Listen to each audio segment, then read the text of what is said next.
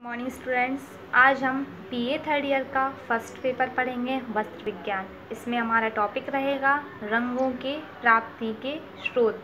मतलब रंग हमें कहाँ कहाँ से प्राप्त होते हैं और किस प्रकार से वो हमें प्राप्त होते हैं। तो रंग हमें दो प्रकार से प्राप्त होते हैं, पहले तो प्रकृति द्वारा और दूसरे संश्लिष्ट द्वारा। प्रकृति द्वारा जो रंग प्राप्त होते हैं उसमें आते हैं जीव संबंधी रंग, वनस्पति संबंधी और धातु संबंधी रंग। और जो संश्लिष्ट मतलब जो रासायनिक प्रक्रिया द्वारा रंग प्राप्त होते हैं वो होते हैं अम्लीय, क्षारीय और उदासीन रंग होते हैं। इसमें आते हैं प्रत्यक्ष, गंधक, वाट और विकसित।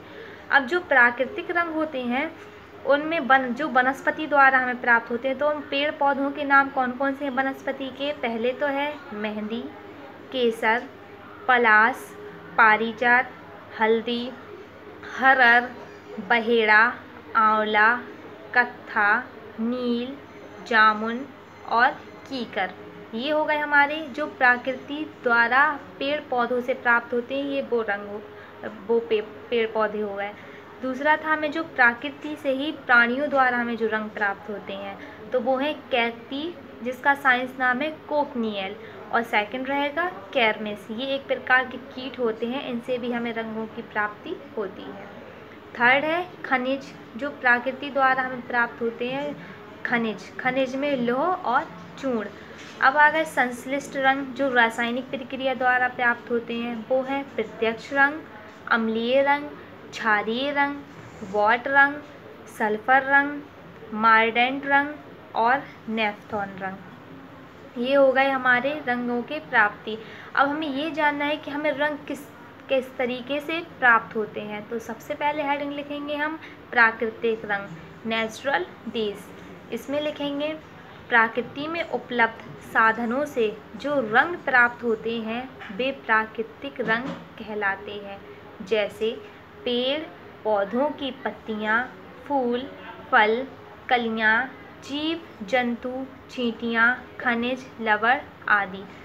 इसमें लिखेंगे प्राकृतिक रंग की भी प्राप्ति स्रोत के आधार पर 3 प्रकारों में बांटा गया है। पहले वनस्पति रंग, प्राणिज रंग तथा खनिज रंग। अब ये जानते हैं वनस्पति द्वारा हमें किस तरीके से रंग प्राप्त होते हैं। तो इसमें हेडिंग डालेंगे वनस्पति रंग। इसमें लिखेंगे प्राचीन समय में पेड़ पौधों की छाल, तने, टहनियों, पत्तियाँ, फूल, फल, कलियों आदि से रंग प्राप्त किए जाते थे।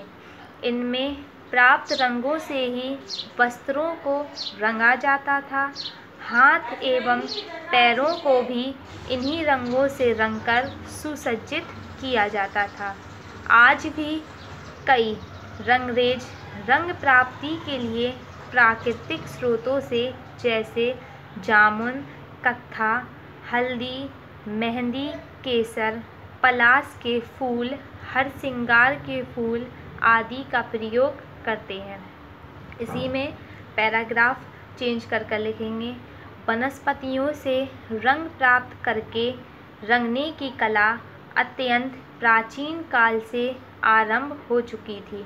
मेहंदी की पत्तियों को पीसकर हथेलियाँ, तलवे एवं बाल अब भी रंगे जाते हैं।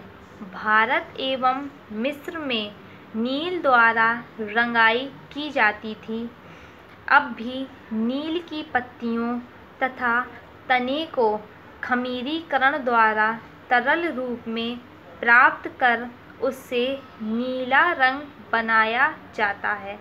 पौधे के फूल, फल, पत्तियाँ, छाल, छिलके एवं जड़ सभी भागों से रंग प्राप्त किया जाता है। केसर, पलाश, पारिजात जैसे हरसिंगार भी कहते हैं। इनमें रंग बनाए जाते हैं। फूलों को रंग प्राप्त करने के लिए तोड़ा जाता है। जब वे ताजे होते हैं इसी समय उनसे अधिकतम रंग प्राप्त किया जा सकता है। मुरझाए फूलों का रंग फीका हो जाता है।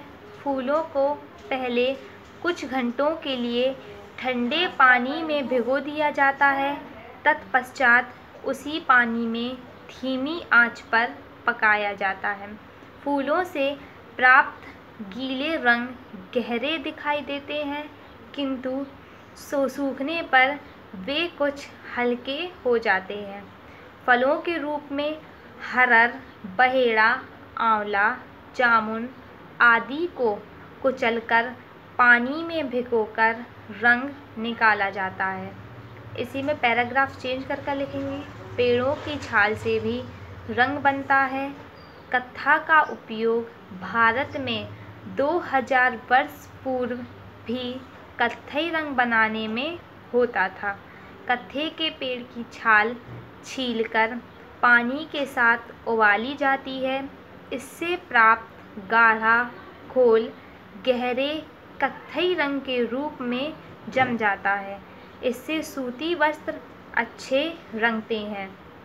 अखरोट के छिलकों से रंग प्राप्त करने के लिए उन्हें भी तोड़ा जाता है।